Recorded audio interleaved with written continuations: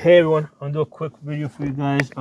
I took apart this Ruger MPR mainly because I wanted to examine the extractor.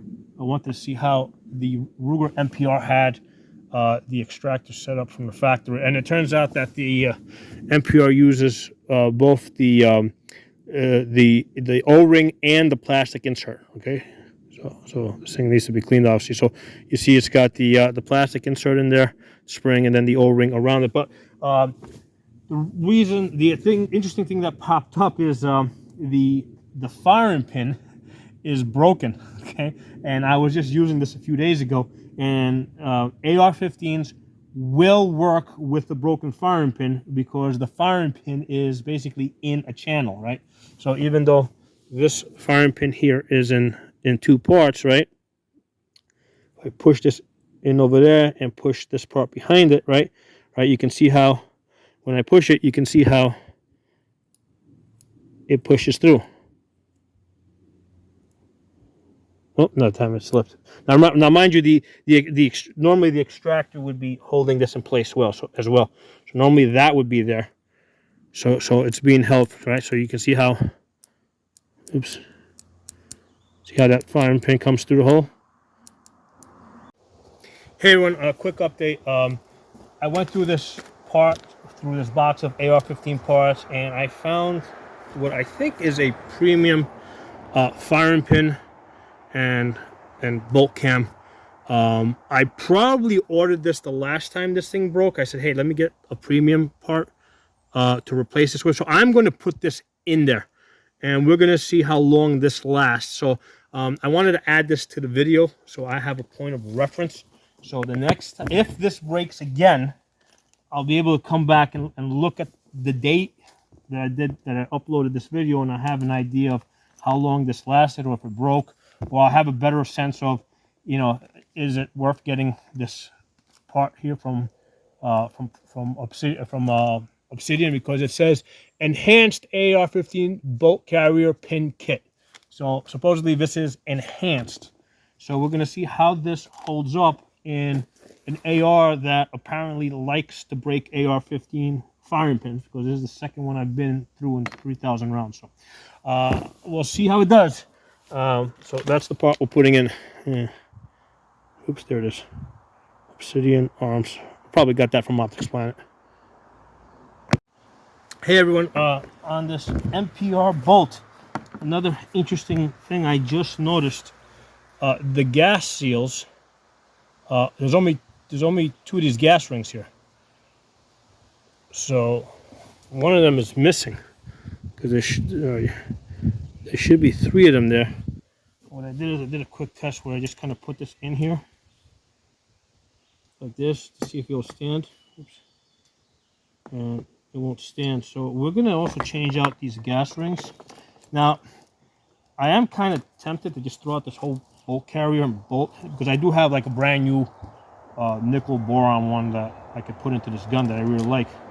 But I said, before I do that, let's at least, find out and know what the problem is here.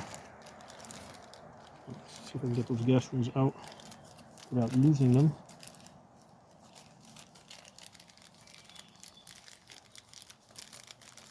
There's a bag in there. So this came from Windham Weaponry, this particular product. In the bag. There it is. Okay, so we got the three gas rings. So let me see if I can pull them out with this pick over here without stabbing the crap out of myself. So we're going to do a gas ring replacement.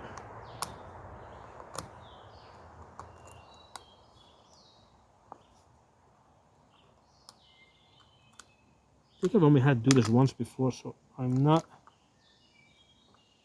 an expert in gas ring replacements. But I don't mind pulling out the ones that I'm replacing, but I just hope the new ones don't go in bad. Okay, so that one out. So we got those guys out. So those are the old gas rings. Interesting. Let's give this a quick spray in there.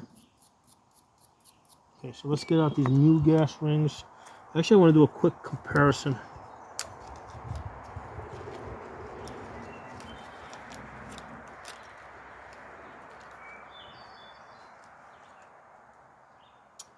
So it's not where. So the way these gas rings look rather, when you look at them, there's an opening over here, and on the opposite side of the opening, it's thicker. So that's interesting. I've never actually noticed that before. So basically you just kind of slide these. Yeah, you just roll these over the top, basically. I don't know of any better way to do it. And they just slide over the top like that. All right, and they'll go in like that. Let's put in 3 of them. So this is kind of what prevents the gases from escaping. It kind of locks them into your bolt to properly pressurize it.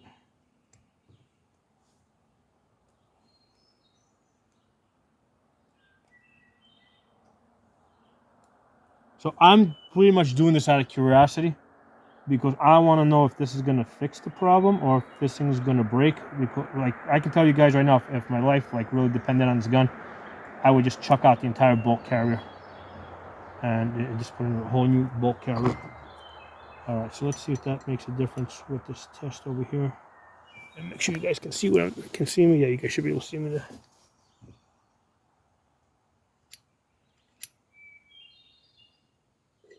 It's going a little too wide. There it is. There it is. Okay. Oh yeah, much tighter.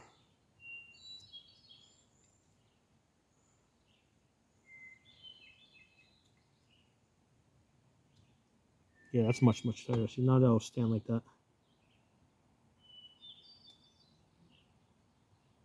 So I'm wondering if this these gas rings were contributing to the firing pin breaking. Now, this gun over here, this Ruger MPR, is like, as far as it's pressurized on the really low side, right? Because it's like a rifle length gas system.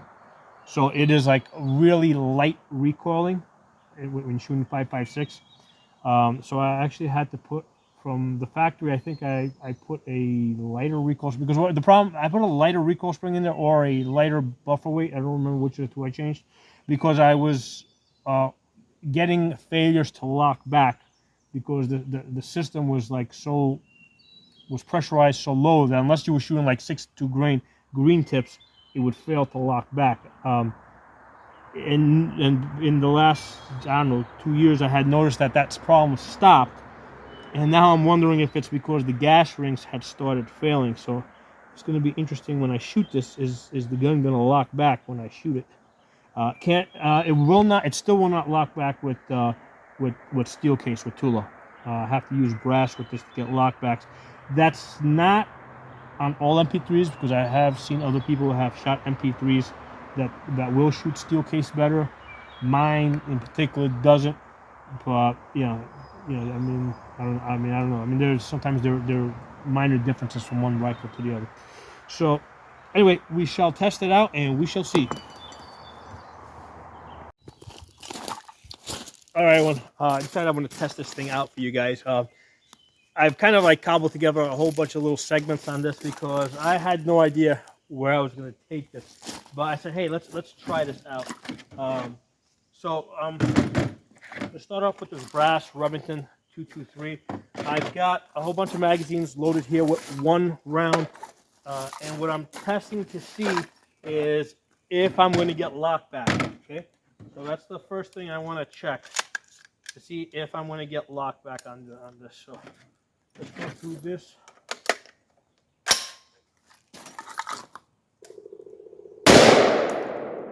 Lock back.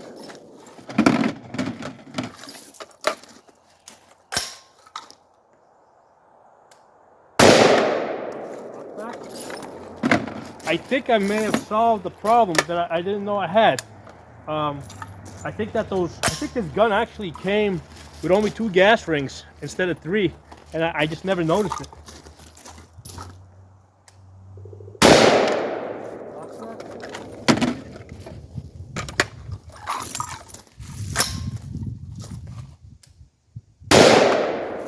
Okay, good.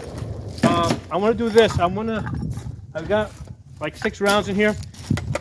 I'm gonna shoot these, but I'm gonna shoot this like loose, right? I'm gonna actually like keep this off my shoulder and see how the gun cycles, right? So I'm keeping this loose.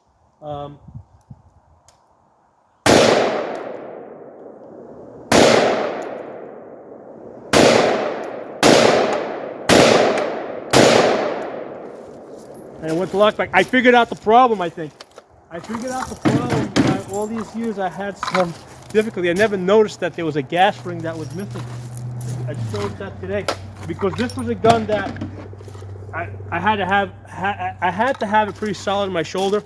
Now I'm strong enough that I could, let's put it this way. When I was training people, particularly women, if they weren't pulling this gun into their chest, a lot of times they would get, they would get jams.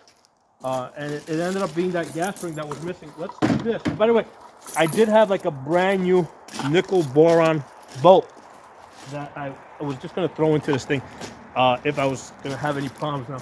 But this thing is working. Let's do this because I could never get this gun to work reliably to lock back with Tula.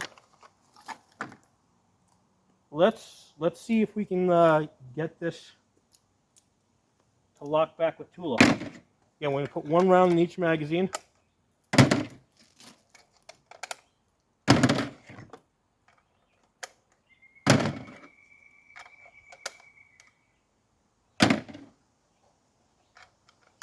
Yeah, we'll put 2 here.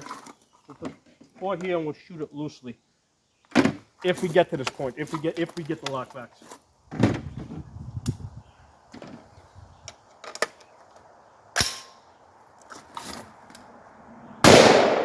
Lockback.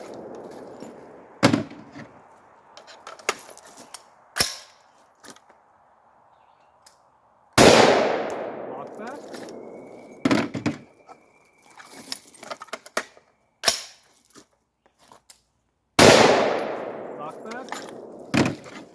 Again, this is a gun that would never lock back with Tula, and now it's locking back every single time. Lock back. But let's take it a step further. I've got, I don't know, 4 rounds in here. I'm going to do the same thing I did before. I'm going to hold this like off my shoulder and see if the gun will cycle. Because this would never, ever do this with Tula. Now, I'm using, interesting thing here, I'm using a variable. This is the Primary Arms PLX 1:8. This is like a premium scope. This is a $1,500 scope. And, again, with these type of scopes, there's eye relief issues. If I had a red dot, I could easily get behind the thing and shoot it. With this, even though this is a premium Japanese glass, it's a little hard for me to, you still got to find that eye relief. So it's definitely not as forgiving as a red dot. But anyway, let's do it. So I'm going to hold this forward, try to get myself lined up. Look at that. It cycles with Tula without me even shouldering it and goes all the way to lockback. Holy shit, it took me like 6 years to figure this shit out. Oh man, I mean, here I am shooting guns every day, and you know what, it's like, how did something like that slip through the cracks? I had the bolt that came with this, the factory bolt, was missing one of the gas rings, and I never noticed it until today, and that was the reason why it wouldn't shoot the Tula. And occasionally, even with the brass, when women would shoot it, it would sometimes jam up. It was missing a gas ring. And it came to that from me. It came like that to me from the factory. I'm wondering if that is also the reason why the firing pin kept breaking, like twice. Well, how close it? Twice inside of 3,000 rounds. So we're going to see if that's going to fix it. As you guys can see here, I put in that obsidian, I think nickel boron, cam, bolt cam, and then I got the firing pin. that I just put in there. So we're gonna see how this holds up. I have a feeling that that missing gas ring might be the reason why the firing pin kept breaking. If you guys know if that's the reason, like if you guys, because I don't know. I mean, I'm just guessing that might be. But if there's anybody out there that can add anything to this, this is something that's kind of new to me. I hadn't experienced this before. I haven't run into it before. Drop some comments below and let me know what you guys think. Talk to you all soon. You know, amazing. After so many years of shooting this gun, I finally figured out what was wrong with it.